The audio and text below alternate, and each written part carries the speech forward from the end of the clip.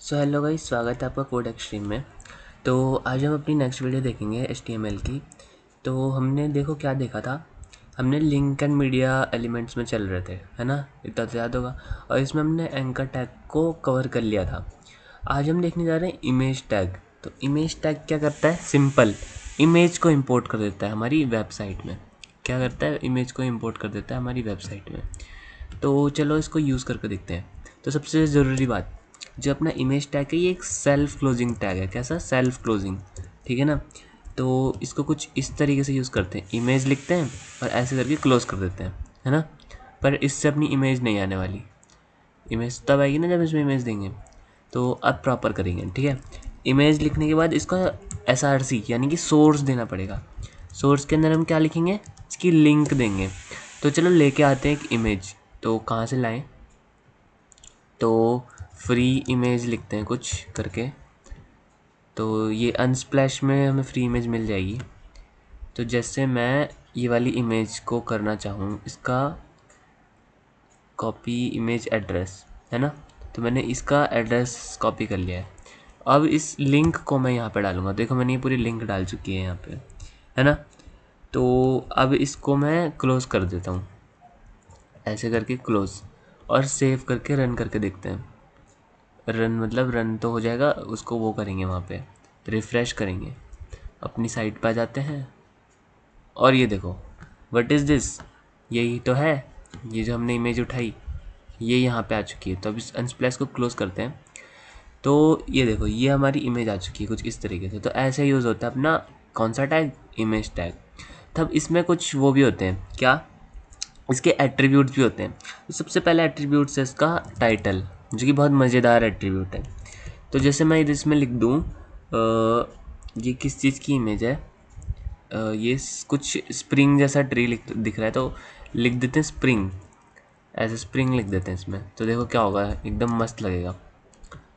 इसको सेव करके एक बार रिफ़्रेश करते हैं अपनी साइट को। रिफ़्रेश हो गई। तो देखो, जब हम इस पर कर्सर ले जा रहा हूँ, तो अब देखना, ये देखो स्प्रिंग लिखा हुआ आ रहा है, दिख रहा है यहाँ पे। जब मैं इस कर्सर को ले जा रहा हूँ इस इमेज के ऊपर, तो स्प्रिंग लिखा हुआ आ रहा है। तो ये होता है हमारे टाइटल की मदद से, इस टाइटल एट्रीब्यूट्स की मदद से यही काम होता है, ठीक है। तो ये तो था हमारी एक चीज़, टाइटल एट्रीब्यूट। अब अपनी अगली चीज़ क्या है? ALT, यानी कि ऑल्टरनेटिव। देखो कभी कभी क्या होता है ना, हम या तो मैं क्या करूँ कि कभी कभी क्या कर सकता हूँ कि लिंक ही मैंने गलत डाल दी।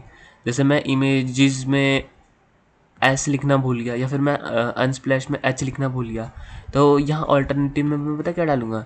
समथिंग रॉन्ग, या फिर ऐसे लिख दूंगा image is missing, image is missing. तो जैसे ही मैं देखूँगा कि मेरा ये लिखा हुआ आ रहा है इमेज इज़ मिसिंग, इसका मतलब कि सोर्स में कुछ गड़बड़ है, हमारी इमेज नहीं इंपोर्ट हो पाई है। ये देखो इमेज इज़ मिसिंग आ जाएगा यहाँ पे लिखा हुआ, देख रहा हूँ, मैं जूम करके दिखा रहा हूँ। इमेज इज़ मिसिंग, टाइटल तो हमारा काम कर रहा है, जब मैं उस पर लेके जा रहा हूँ तो स्प्रिंग लिखा रहा है, पर इमेज है ही नहीं। तो ऑल्टरनेटिव में क्या होता है कि ब्लैंक ना आए, हमें पता लग जाए कि हमारी इमेज मिसिंग है। तो ये होता है इसमें, ठीक है। और अगर हम अपनी वेबसाइट का नाम सही से डालेंगे, लिंक सही से डालेंगे, तो ये ऐसा कुछ नहीं दिखाएगा। वो ऑल्टरनेटिव के लिए है, ठीक है ना, सिर्फ ऑल्टरनेटिव के लिए वो। तो ये था हमारा ALT टैग। ALT टैग मतलब ALT एट्रीब्यूट, सॉरी, ठीक है।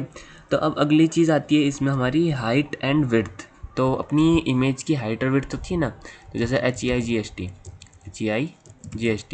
ये है अपनी हाइट। इसको मैं डाल दूँ 500 पिक्सल्स। अगर मैं ये डाल दूँ तो देखते हैं क्या होता है अपनी इमेज का हाल। गए अपने साइट पे, ये देखो इमेज अपनी थोड़ी सी छोटी हो गई, देख रहे हो। पहले और लंबी थी, वो नीचे तक जा रही थी, अब थोड़ी छोटी हो चुकी है। अब मैं काम करता हूँ, इसकी विड्थ थोड़ी बढ़ाने की कोशिश करता हूँ। तो यहाँ पे विड्थ लिखा, और विड्थ में मैं डाल देता हूँ इसका 500 पिक्सल ही डाल देते हैं, एकदम इक्वल बना देंगे, ठीक है। तो देखना वो पहले रेक्टेंगुलर में थी ना, दिख रही थी ना, अब वो देखना स्क्वायर में हो जाएगी। ये देखो, देख रहे हो, स्क्वायर में हो चुकी है। अगर मैं इसको थोड़ा बढ़ा दूँ, इसको मैं 800 कर दूँ, तो देखो अभी फिर से रेक्टेंगल बन जाएगी। देखो, ये देखो, देख रहे हो ना। तो इस तरीके से कुछ ये अपने एट्रीब्यूट्स इस्तेमाल होते हैं अपनी इमेज टैग के अंदर। तो क्या क्या देखा हमने इसमें? एक तो हमने देखा कि इमेज टैग अपना सेल्फ क्लोजिंग टैग होता है। कैसा टैग होता है? सेल्फ क्लोजिंग टैग होता है। इसके अंदर सबसे पहले हम क्या लिखते हैं? SRC यानी कि सोर्स, यानी कि जो अपनी वेबसाइट, अपनी लिंक का नाम है, जो इसमें हम फोटो देने वाले हैं उसकी लिंक का नाम है, ठीक है।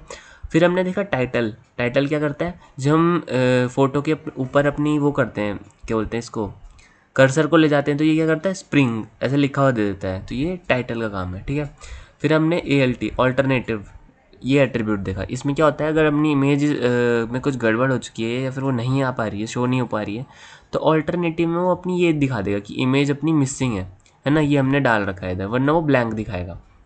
ओके, देन हमने देखा कि इसमें हाइट और विड्थ नाम के दो एट्रीब्यूट्स होते हैं, जिससे कि हम इसकी हाइट और विड्थ कंट्रोल कर सकती है अपने पिक्चर की। एक चीज़ और है इसमें छोटी सी जो रह गई, कि अगर हमारी जो इमेज है ना, जैसे यहाँ पे तो हमने अनस्प्लैश्ड से निकाली अपनी इमेज, पर अगर अपनी इमेज अपने फोल्डर में ही होती जहाँ पे अपनी ये वाली index.html सेव है, तो हमको ये बड़ी सी लिंक डालने की ज़रूरत नहीं पड़ती।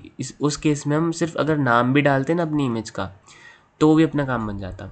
लेकिन याद रखना ये सिर्फ तभी होगा अगर सेम फोल्डर में है अपनी इमेज, ठीक है, वरना ऐसा नहीं होगा। तो यही है हमारा फुल इमेज टैग। तो थैंक्स फॉर वॉचिंग।